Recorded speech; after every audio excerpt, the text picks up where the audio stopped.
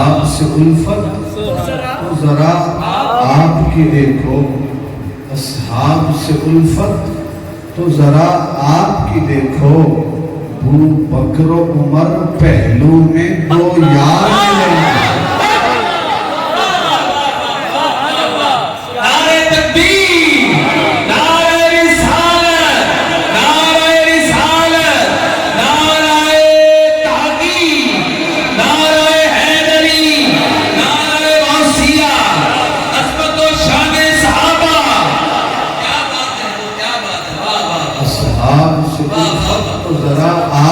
دیکھو ابو بکر و عمر پہلو میں دو یار ملیں گے۔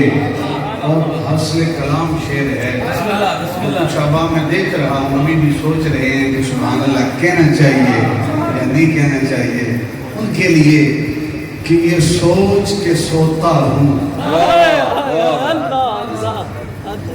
یہ سوچ کے سوتا ہوں تصور میں نبی کے، یہ سوچ کے سوتا ہوں تصور میں نبی کے۔ اب تک خاموش ہے، دوسرا مصرع سنے گا تو اندر کہے گا کہ سبحان اللہ کہنی چاہیے اور انشاءاللہ اندر سے نکلے گی، یہ سوچ کے سوتا ہوں تصور میں نبی کے، یہ سوچ کے سوتا ہوں تصور میں نبی کے، کہ اس رات مجھے خواب میں سرکار ملے۔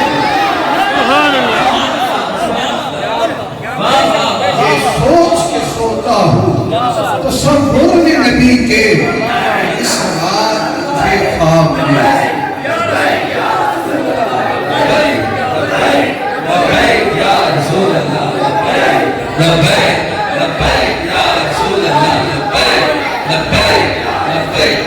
رسول اللہ تاجدار ختم نبوت، تاجدار ختم نبوت،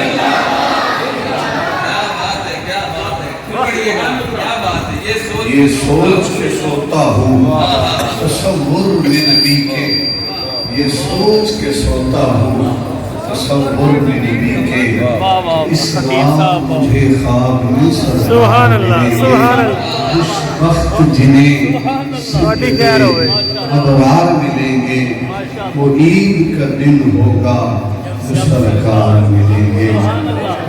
زینت مسند صدارت استاد العلماء، ایک انتہائی شفیق شخصیت، یقین کیجئے گا کہ ہمارے استاد ہیں، لیکن جب ہمارے ساتھ محو گفتگو ہوتے ہیں وہ قلبی ربط اور تعلق اس قدر ہے کہ ہمیں احساس نہیں ہوتا ہم استاد کے ساتھ بیٹھے ہیں، ایسے محسوس ہوتے ہیں ہم اپنے دوست کے ساتھ بیٹھے ہیں۔ استاد محترم استاد العلماء حضرت علامہ مولانا مفتی ضیاء المصطفیٰ صاحب دامت برکاتہ العالیہ والقدسیہ، زینت محفل، رونق محفل، برادر محترم برادر مکرم حضرت علامہ مولانا پیر طریقت برابر شریعت پیر سلطان محمد دین حماد دامت برکاتہ العالیہ والقدسیہ، اور اسٹیج پہ تشریف فرما عوام میں تشریف فرما علماء کے جمع غفیر ہے۔ میں جدھر نظر دوڑاتا ہوں میرے ہم مکتب ساتھی مجھے نظر آتے ہیں، اجاز ضمیر صاحب ہیں، اکرام احمد نوری صاحب جن کے صدقے آج ہماری بھی ملاقات ہوئی، خطیب الاسد حضرت علامہ مولانا حافظ اسرار احمد چشتی صاحب دامت برکاتہ العالیہ، مالک بھائی ہیں، آصف بھائی ہیں، دولت بھائی ہیں، اور میں بالخصوص میں یقین کیجیے گا مبارکباد پیش کرتا ہوں حضرت علامہ مولانا حافظ زینت محفل، رونق محفل، حافظ محمد سلیمان رضوی صاحب دین مجدہ و شرفہ، شاگرد ہیں جو حضور مقدس عالم پاکستان، جو بزرگوں کا فیض ہے، جن کی نسبت اتنے اعلیٰ بزرگوں کے ساتھ ہے، وہ ہمارے ساتھ کردار ہے. معذرت میرا تعارف نہیں تھا، اس وجہ سے میں پہلے نام نہیں لے سکا. تو حافظ وقت میں مبارکباد پیش کرتا ہوں ان بھائیوں کو اور اس عظیم والد کو کہ اس خوشی کے موقع پر جنہوں نے لہو و لعب کو فروغ نہیں دیا، جنہوں نے آج ہمارے معاشرے میں یہی ہوتا ہے گھر میں کنجر بلوا کے نہیں نچوائے، اس خوشی کے موقع پر انہوں نے حضور کی محفل میلاد سجائی. یقین کیجئے گا کہ یہ میں سمجھتا ہوں کہ بہت بڑا جہاد ہے یہ.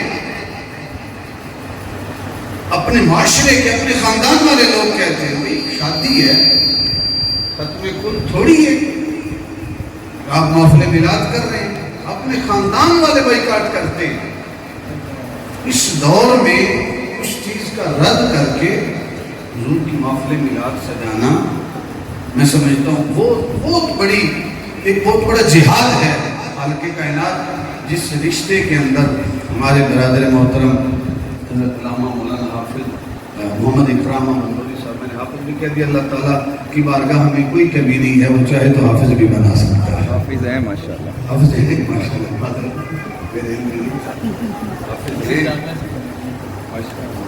پہلے میں سن رہا تھا جو ہمارے ثنا خان نعت پڑھ رہے تھے، انہوں نے تعارف کروایا، حضرت میرے علم میں نہیں تھا.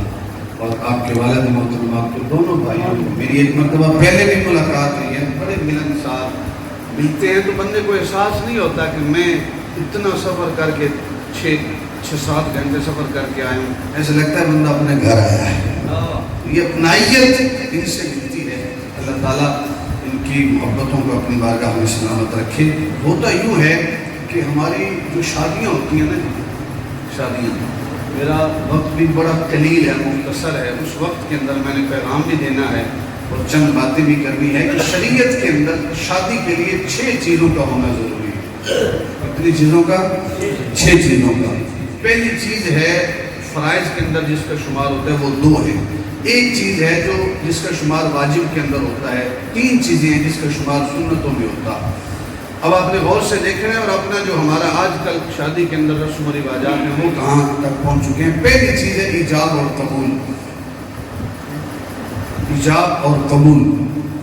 مرد کہتا ہے کہ میں تیرے ساتھ نکاح کرنا چاہتا ہوں، لڑکی کہتی ہے کہ تو مجھے قبول ہے. ہمارے ہاں جو ہے وہ کئی وکیل ہوتے ہیں، وہ لڑکی سے اجازت لے کے آتے ہیں، وہ ایجاب ہو جاتا ہے، لڑکے کو قبول کرواتے ہیں. تو یہ پہلی چیز فرض ہے. دوسری چیز جو نکاح کے ارکان میں شامل ہے، دوسری چیز گواہوں کا ہونا، شاہدین کی موجودگی جو ہے وہ بھی فرائض میں ارکان میں شامل ہوتا ہے. تیسری چیز جو حق مال ہے وہ واجب ہے. کتنی چیزیں ہو گئی؟ 3 چیزیں. صرف 3 سن رہے ہیں یا باقی آپ سارے سن؟ میرے ساتھ چلے نا تھوڑا سا. کتنی چیزیں ہو گئی؟ 3. چوتھی چیز ہے نکاح کا جو خطبہ ہے. سبحان اللہ سبحان اللہ. وہ کیا ہے؟ نکاح سنت ہے. خطبہ نکاح سنت ہے. اور نکاح کے بعد شعائیں تقسیم کرنا، میٹھی چیز تقسیم کرنا، یہ بھی سنت ہے. 5 چیزیں ہوگی. چھٹی چیز جو ہے وہ ہے کہ شب زفاف کے بعد دعوت طعام، دعوت ولیمہ کا انعقاد کرنا. یہ 6 چیزیں ہیں جو شادی کے اندر ہے. اب ان 6 چیزوں میں آپ مجھے بتائیں رسم حنا کہیں سے نظر آئی؟ اللہ رسم حنا جو مہندی کے رسم ہے جس پہ لاکھوں کا خرچہ ہوتا ہے، ان 6 چیزوں میں کہیں جہیز آپ کو نظر آیا؟ کہ جہیز ہوگا تو شادی ہوگی. ان 6 چیزوں میں بارات کا کہیں آپ کو ذکر نظر آیا؟ باقی چیزیں ہم نے بنا لی اپنی طرف سے. شریعت کے اندر یہ چیزیں نہیں ہیں. ہم شادی کے اوپر لاکھ و لاکھ کا انتخاب کرتے ہیں، بے حیائی کو فروغ دیتے ہیں، لاکھوں روپے حضور کے اندر اڑا دیتے ہیں. پھر جب اولاد ہوتی ہے تو بے ادب ہوتی ہے، گستاخ اولاد ہوتی ہے. پھر ہم کہتے ہیں کہ اولاد نافرمان بن گئی ہے. مولوی صاحب آپ دم کر دیں، کچھ تربیت ان کی کر دیں. اولاد کہنا نہیں مانتی، ہم کیا کریں؟ اگر پہلی سیڑھی بنیاد ہی آپ نے اچھی نہیں رکھی تو اولاد کیسے باادب بنے؟ بڑا ایک خوبصورت سی بات یا وہ کسی نے کی، ایک مفتی صاحب ہے ان سے میں نے سنی، وہ کہتے ہیں کہ اولاد بڑی بے ادب ہوتی تھی، سائنسدانوں نے کہا کیوں نہ ہم کوئی ایسی چیز ایجاد کریں کہ جو عورت امید سے ہو، اسے ہم وہ کیپسول ہے، میڈیسن ہے، وہ اسے کھلائیں اور اس کے بعد جو اولاد پیدا ہو بڑی باادب جو ہے وہ بن کے آئے۔ انہوں نے بڑا غور و خوض کیا اور بالآخر انہوں نے ایک کیپسول تیار کی۔ کیا کیپسول تیار کی؟ ہم یہ چاہتے ہیں کہ اللہ اولاد کا ارتکاب ہم کریں، لیکن کوئی طریقہ ایسا ایجاد ہو کہ ہماری اولاد جو ہے نا ماں کے پیٹ سے باادب بن کے آ جائے، ہمیں محنت نہ کرنی پڑے۔ کیپسول جب تیار ہوا تو جو حاملہ امید سے عورت تھی نا انہیں کیپسول کھلا دیا۔ جب کیپسول کھلایا تو جب بچے کی پیدائش ہوتی ہے نا تو وہ کیپسول جو تھا بڑا کارآمد ثابت ہوا۔ بچہ پیدا ہوتا ہے تو جس طرح دوسرے بچے روتے چلاتے ہوئے دنیا میں آتے ہیں نا، ایسے وہ نہیں آئے، بلکہ دنیا میں آیا تو کہتے ہیں آداب آداب آداب، اللہ اکبر، آداب کہتا ہوا دنیا میں آیا۔ تو سائنسدان کہتے ہیں کہ یہ طریقہ تو بڑا کارگر ثابت ہوا، کیوں نہ جو دوسری عورت امید سے ہے اسے ہم زیادہ مقدار میں جو ہے نا یہ کیپسول کھلا دیں تاکہ جو آنے والی نسل ہے وہ باادب ہو، بے ادب نہ ہو، گستاخ نہ ہو۔ تو میں نے کیا کیا، ایک عورت جو امید سے تو اسے 8-9 کیپسول اکٹھے کھلا دی، بڑی باادب اولاد آئے، 8-9 کیپسول کھلائے۔ جب ڈلیوری کا کیس جو وقت پورا ہوا نا تو بچے کی پیدائش نہیں ہو رہی، ماں باپ جو ہیں وہ حیران ہیں، پریشان ہیں کہ کیا کریں، کہیں سائیڈ ایفیکٹ تو نہیں ہو گئے ان کیپسول کا، کہیں بچے کی ڈیتھ تو نہیں ہوگی، اس طرح بچہ مر تو نہیں گیا، کیپسول ہم نے زیادہ کھلا دیے ہیں۔ تو انہوں نے الٹرا ساؤنڈ کیا، وقت پورا ہو گیا تھا لیکن پیدائش نہیں ہو رہی، پیدائش نہیں ہو رہی۔ تو جب الٹرا ساؤنڈ کیا پتہ چلا کہ بچہ ایک نہیں ہے، جڑواں بچے ہیں اور وقت بھی پورا ہے، بچے بھی صحیح سلامت ہیں، لیکن ایک بچہ دوسرے سے کہتا ہے کہ پہلے آپ، وہ کہتے ہیں نہیں پہلے آپ۔ ہم چاہتے یہ ہیں کہ ہماری اولاد کیپسولوں کے ذریعے باادب بن جائے، ایسا نہیں ہو سکتا۔ یہ تبھی باادب بنے گی جب آپ نے پہلی سیڑھی جو ہے واہ واہ واہ واہ واہ اس کی واہ، آغاز آپ نے ادب سے رکھا ہوگا۔ شادی کے اندر لاکھوں روپے اڑا دے، لاکھوں خرچ کر دے، پھر کہیں بھائی اولاد نافرمان ہے، گستاخ ہے، بھائی وہ تو یہی بنے۔ جب اس کی ماں کو لے کے آیا تھا تو انہیں بھی جو ہے دوسروں کو نچایا تھا، تو اب یہی پروڈکٹ نکلے گی نا۔ اگر تو نے سنت کے مطابق، شریعت کے مطابق اس کا نکاح کیا ہوتا تو اولاد بھی باادب بنتی۔ سبحان اللہ، تو نے نکاح یہ دیکھ کر کیا ہوتا، اللہ کے نبی کا فرمان ہے کہ حسب کو دیکھ کر نکاح نہ کرو، نسب کو دیکھ کر نکاح نہ کرو، مال و دولت کو دیکھ کر نکاح نہ کرو، خوبصورتی کو دیکھ کر نکاح نہ کرو، بلکہ عورت کی پاکیزگی اور اس کی پرہیزگاری دیکھ کر نکاح کیا کرو۔ سبحان اللہ، سبحان لیکن اللہ، آج کون دیکھتا ہے؟ ہماری تو ڈیمانڈیں ہوتی ہیں کہ اتنا جہیز ملے گا، تو پھر کیونکہ میرا تھوڑا سا ہلکا سا ٹچ یہ دینا تھا، میرا موضوع یہ نہیں ہے، میرا موضوع میراج مصطفیٰ صلی اللہ علیہ وسلم کے حوالے سے چند باتیں انشاءاللہ، اس کے بعد قبلہ اصل بیان تو آپ کا ہوگا نا، بڑی پیاری آواز ترنم بھری، میں تو بے سرا سا بندہ ہوں، ان کی محبت ہے کہ آپ لوگ بھی اتنی محبت سے بیٹھے مجھے سن رہے ہیں۔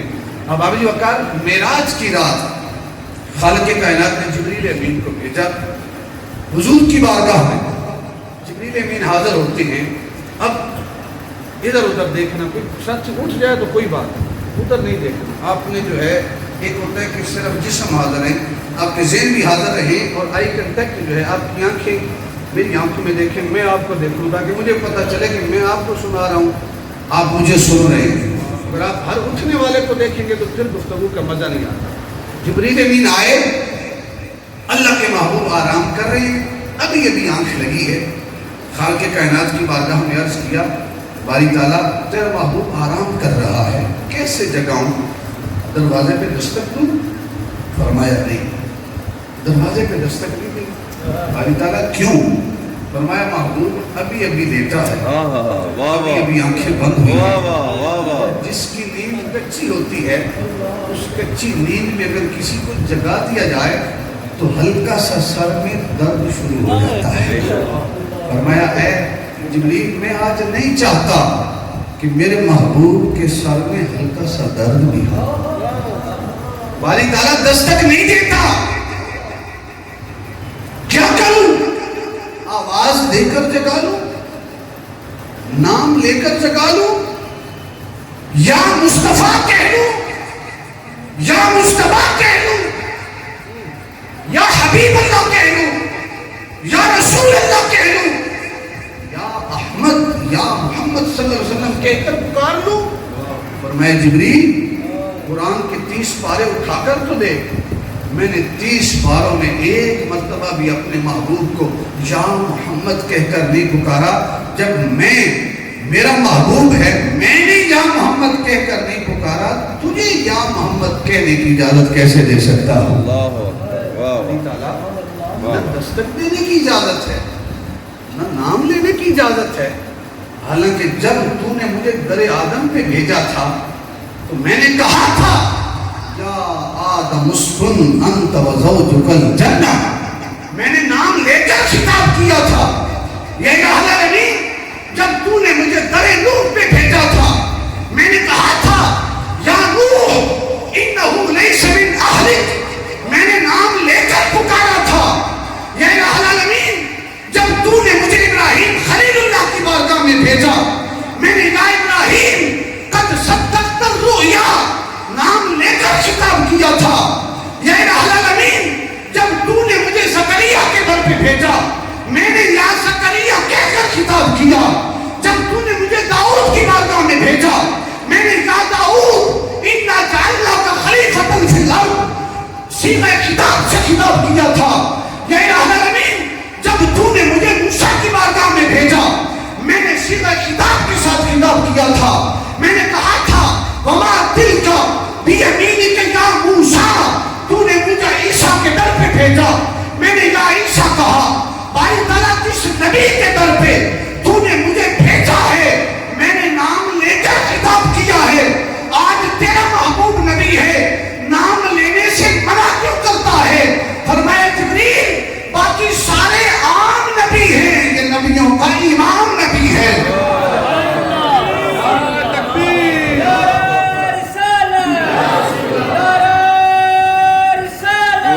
خان صاحب کیا بات, کیا بات, واہ واہ.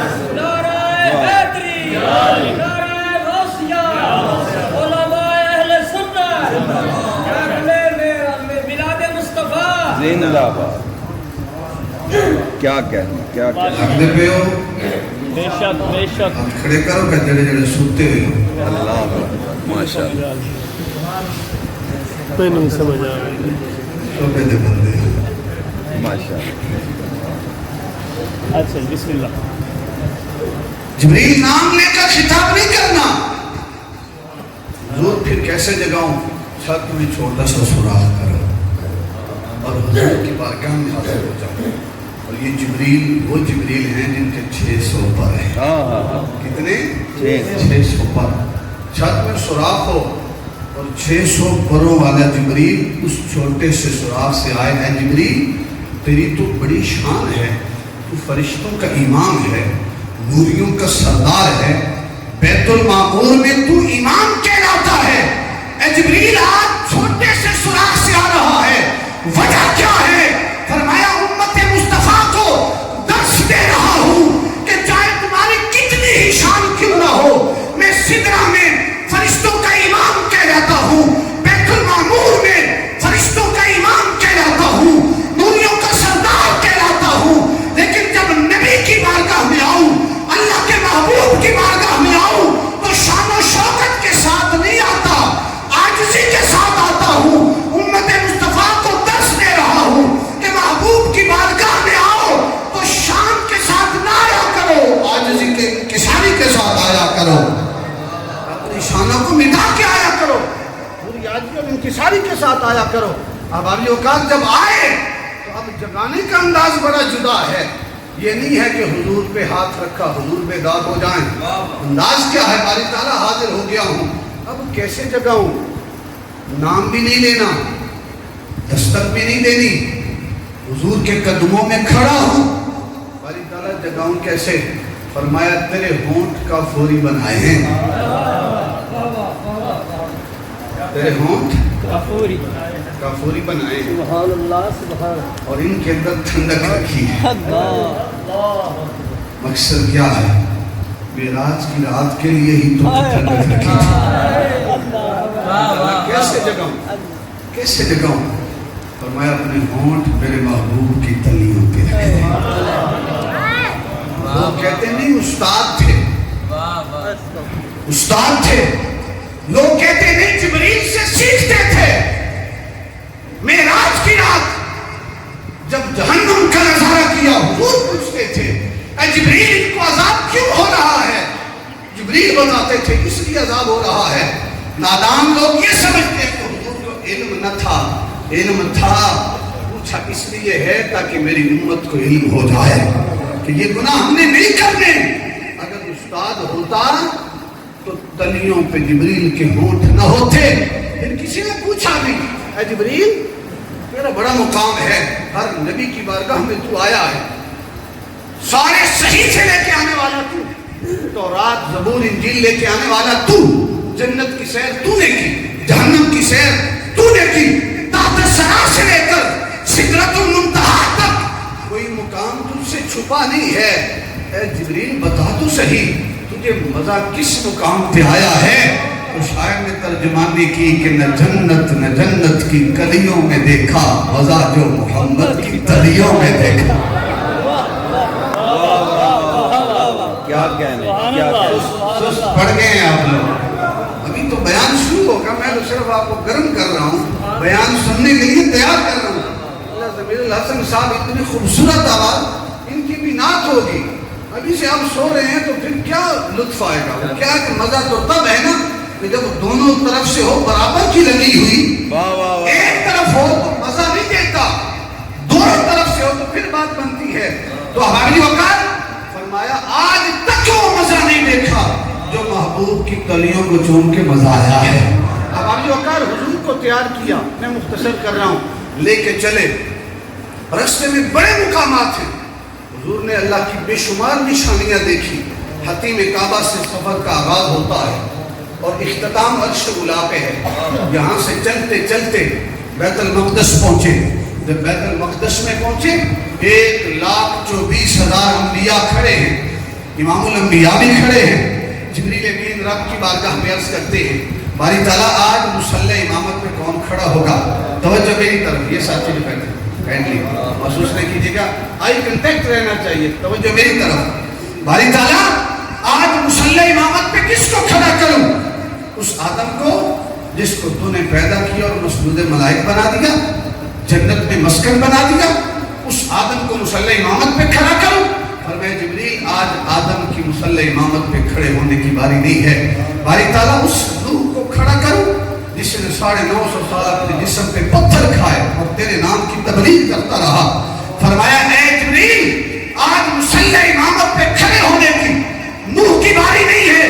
باری تعالیٰ اس ابراہیم خلیل اللہ کو کھڑا کروں جس کو تو نے نارے نمرود میں جنت کے باغیچے آباد کر دیے. فرمایا اے جبریل آج مصلی امامت پہ ابراہیم کے کھڑے ہونے کی باری نہیں ہے.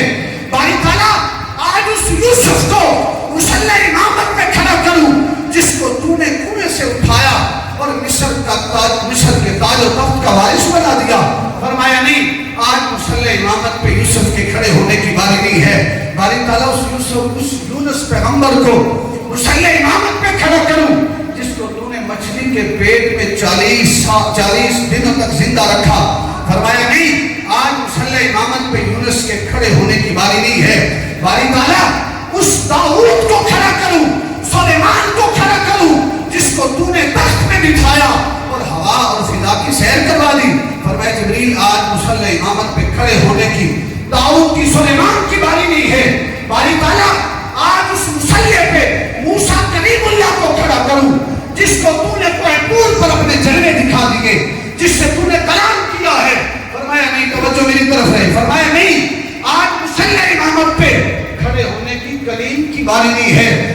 बारी ताला उस ईसा रूहुल्लाह को खड़ा करो जो इशारा करता था तू कब्रों से मुर्दों को जिंदा कर देता था। फरमाया नहीं, आज मुसल्ले इमामत पे ईसा रूहुल्लाह के खड़े होने की बारी नहीं है। बारी ताला फिर किसको खड़ा करूं? फरमाया जिब्रील वो उंगली पकड़ जो आसमान की तरफ उठे तो चांद को दो टुकड़ों में तकसीम कर दे। जिब्रील वो उंगली पकड़ जो आसमान की तरफ उठे, डूबा हुआ सूरज वक्त असर पे खड़ा हो जाए। जिब्रील वो उंगली पकड़ जो दरख्तों की तरफ उठे, दरख्त जमीन को चीरते हुए हुजूर के कदमों में हाजिर हो जाए। जिब्रील वो उंगली पकड़ जो अबू जहल की मुट्ठी की तरफ उठे, अबू जहल की मुट्ठी में कंकर कलमा पढ़ना शुरू कर दे। जिब्रील आज मुसल्ले इमामत पे कोई नहीं खड़ा होगा, आज मेरा महबूब खड़ा होगा। मेरा महबूब खड़ा होगा। अभी वक़्त हुजूर मुसल्ले इमामत पे खड़े हुए, सारे अंबिया पीछे खड़े। नमाज के बाद सफर का आगाज होता है। अल्लाह के महबूब ने रफ रफ के ऊपर एक कदम रखा, जमीन से हवा में पहुंचे। जिब्रील अमीन से कहा, जिब्रील मैं जमीन से हवा में आ गया हूं, मेरा शान बुलंद हो गया, मुकाम बुलंद हो गया। जिब्रील क्या मेरा मुकाम यहाँ तक है? क्या मेरा मुकाम यहाँ तक है? जिब्रील अमीन अर्ज करते हैं वरफ़अना लक ज़िक्रक, हुजूर आपका शान दूसरे भी बुलंद है। हुजूर ने दूसरा कदम रखा हवा से फिजा में, फिर पूछा जिब्रील मेरा मुकाम यहाँ तक है? फरमाया वरफ़अना लक ज़िक्रक, आपका मुकाम दूसरे भी बुलंद है। अल्लाह के महबूब ने फिजा से दूसरा तीसरा कदम खला में रखा। जिब्रील मेरा मुकाम यहाँ तक है? फरमाया वरफ़अना लक ज़िक्रक, आपका मुकाम तो बड़ा बुलंद है।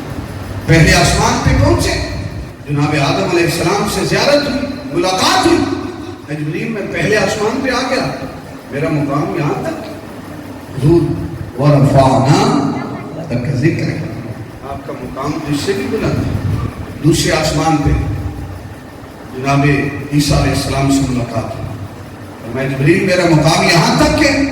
फरमाया वरफ़अना लक ज़िक्रक, वरफ़अना लक ज़िक्रक। थक गए? जड़े जड़े थक गए हो हाथ खोलिए ने माशाअल्लाह, हम मुताद हो गए। जिस्म भी हाजिर है तो रूह भी हाजिर है, सोच भी हाजिर है, अक्ल भी हाजिर है। तारुफ नहीं है, मैं